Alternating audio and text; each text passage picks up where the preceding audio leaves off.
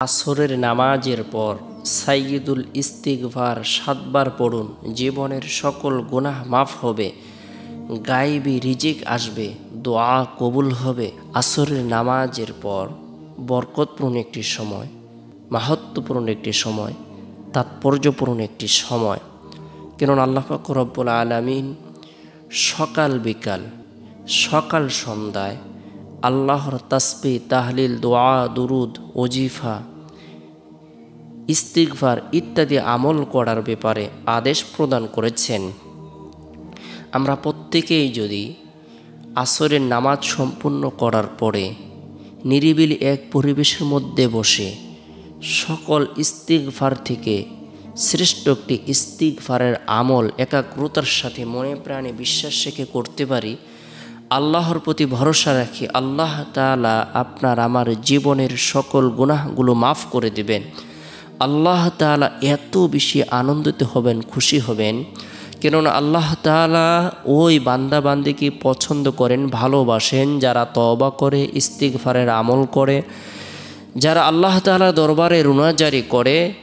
আল্লাহ পাক রব্বুল আলামিন খুবই আনন্দিত হন, খুবই খুশি হন। ইন্নাল্লাহা ইউহিব্বুত তাওয়াবিন ওয়া ইউহিব্বুল মুতাতাহহিরিন। আল্লাহ পাক রব্বুল আলামিন ওই সমস্ত নারী পুরুষদেরকে পছন্দ করেন, ভালোবাসেন, ওই সমস্ত মুমিন মুসলমানদেরকে পছন্দ করেন, ভালোবাসেন যারা তওবা করে এবং পবিত্রতা অর্জন করে, ইস্তিগফারের আমল করে। আল্লাহ তাআলা খুবই তাদেরকে পছন্দ করেন, ভালোবাসেন।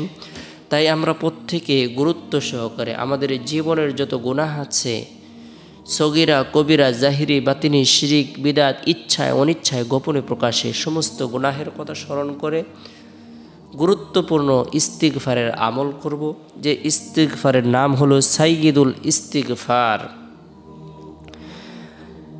রাসূলুল্লাহ সাল্লাল্লাহু আলাইহি সাল্লাম বলেছেন, কোনো ব্যক্তি যদি সাইয়্যিদুল ইস্তিগফারের আমল করে, আল্লাহ পাক রব্বুল আলামিনের প্রতি পরিপূর্ণ বিশ্বাস রাখে, ইয়াকিন রাখে, আল্লাহ তাআলা অবশ্যই তাকে নিশ্চিতভাবে জান্নাতে প্রবেশ করাবেন। আল্লাহ তাআলা তার জন্য প্রচুর নিয়ামত প্রদান করবেন। আল্লাহ পাক রব্বুল আলামিনের গুরুত্বপূর্ণ একটি আদেশ হলো, বিগত দিনের গুনাহের কথা স্মরণ করে, নাফরমানির কথা স্মরণ করে, অন্যায় অপরাধের কথা স্মরণ করে খাঁটি দিলে তওবার নিয়তে ইস্তিগফারের আমল করা।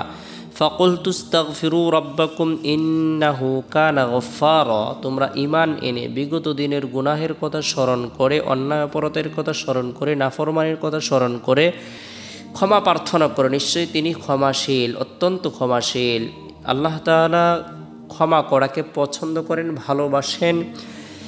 এক ব্যক্তি, এক মহিলা আল্লাহর সৃষ্টি জীবের প্রতি দয়া প্রদর্শন করেছেন। সে খুবই বড় গুনাহগার ছিল, সে জিনাকারিনী ছিল, সে জাহান্নামী ছিল। আল্লাহ তাআলা এত বড় দয়া প্রদর্শন করেছেন, আল্লাহ তাআলা অনুগ্রহ করেছেন। সে অনাকাঙ্ক্ষিতভাবে একটি বিড়ালকে অথবা কুকুরকে কূপ থেকে পানি পান করানোর কারণে আল্লাহ তাআলা ওই বেশ্যা মহিলাকে মাফ করে দিয়েছেন, ক্ষমা করে দিয়েছেন। বান্দা যতই অপরাধ করুক না কেন, লা তাকনাতু মির রাহমাতিল্লাহ, আল্লাহ তাআলা বলেন, হে বান্দা বান্দিরা, হে ইমানদাররা, তোমরা আমার রহমত থেকে বঞ্চিত হয়েও না, নিরাশ হয়েও না, তোমরা হতাশা হয়েও না, দুর্দশাগ্রস্ত হয়েও না। আমি তোমাদেরকে সাহায্য করব, তোমাদের বিগত দিনের সকল গুনাহ আমি মাফ করে দিব, পার্থিক উপকারিতা প্রদান করব। আল্লাহ তাআলা বলেন, ইরসিলিস সামাআ আলাইকুম মিদরারা ওয়া ইমদিদকুম বিআমওয়ালিন ওয়া বানিনা ওয়া ইয়াজআল লাকুম জান্নাতি ওয়া ইয়াজআল লাকুম আনহারা।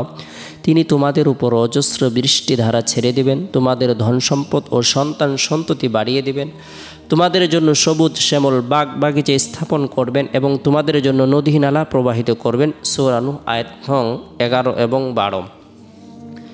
আমরা আল্লাহর প্রতি ভরসা রেখে, ইয়াকিন রেখে, ইখলাস রেখে, বিশ্বাস রেখে, বিশেষ করে আসরের নামাজ সম্পূর্ণ করার পর নিরিবিলি এক পরিবেশের মধ্যে বসে বরকতপূর্ণ এই দোয়াটি, এই ইস্তিগফারের আমল করব 7 বার। আল্লাহুম্মা আনতা রব্বি লা ইলাহা ইল্লা আনতা খলাকতানি ওয়া আনা আবদুকা ওয়া আনা আলা আহদিকা ওয়া ওয়া'দিকা মাসতাতা'তু আউযু বিকা মিন শাররি মা সানা'তু আবু'ু লাকা বিনি'মাতিকা আলাইয়া ওয়া আবু'ু লাকা বিযামবি ফাগফির লি ফাইন্নাহু লা ইয়াগফিরুয যুনুবা ইল্লা আনতা اللهم أنت ربي لا إله إلا أنت خلقتني وأنا عبدك وأنا على عهدك ووعدك ما استطعت أعوذ بك من شر ما صنعت أبوء لك بنعمتك علي وأبوء لك بذنبي فاغفر لي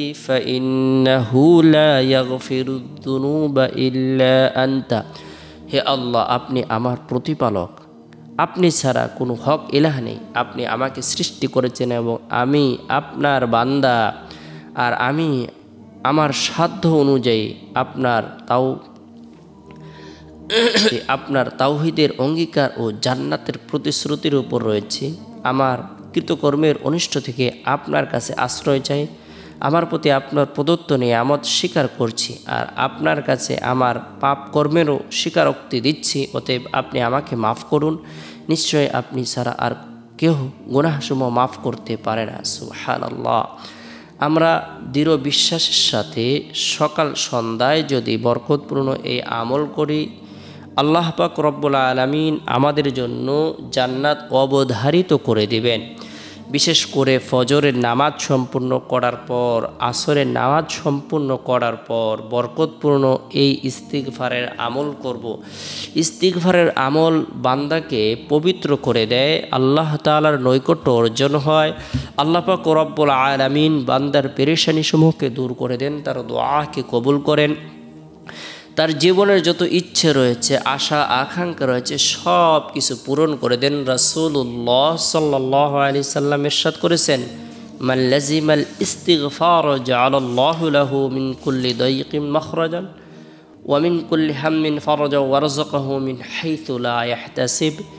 যে ব্যক্তি ইস্তিগফারকে আঁকড়ে ধরবে, অর্থাৎ ইয়াকিন ও ইখলাসের সাথে বেশি বেশি পাঠ করবে, আল্লাহ তাআলা তাকে প্রত্যেক সংকীর্ণতায় প্রশস্ততা দান করবেন এবং প্রতিটি দুশ্চিন্তা থেকে বাঁচার ব্যবস্থা করে দিবেন। আর তাকে এমন জায়গা থেকে রিজিকের ব্যবস্থা করে দিবেন যার ব্যাপারে তার কোনো কল্পনাও ছিল না, ধারণাও ছিল না। আল্লাহ তাআলা এমন জায়গা থেকে রিজিকের ফায়সালা করে দিবেন। ইস্তিগফারের আমল এটি পাওয়ারফুল একটি আমল। যে কোনো শ্রেণীর পেশার মানুষ হোক না কেন, সে যে কোনো ধরনের রঙের মানুষ হোক না কেন, সে যদি আল্লাহর নৈকট্য অর্জন করতে চায়, আল্লাহর মহব্বত কামনা করে, আল্লাহর ভালোবাসা কামনা করে, তার উচিত হলো সর্বদাই ইস্তিগফারের আমল করা।